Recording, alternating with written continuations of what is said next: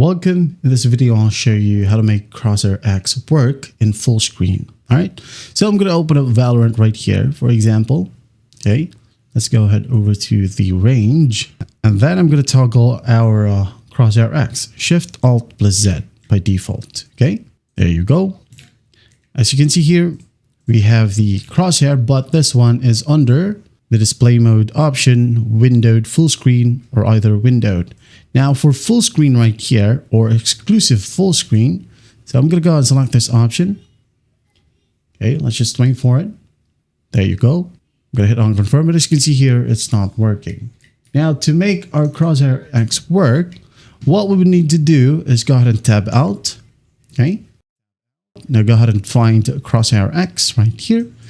Now instead of using simple overlay mode, we'll have to use game bar mode right here under display modes. Click on game bar. Now follow the simple prompts right here. Run the game bar. Okay. Windows plus G. There we have it. It's running. Tap away. Now click on get extension.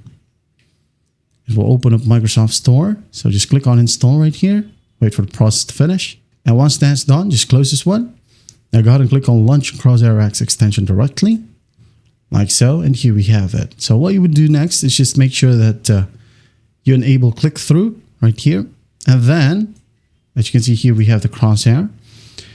You can just go ahead and click on Auto Center, okay, and then pin it.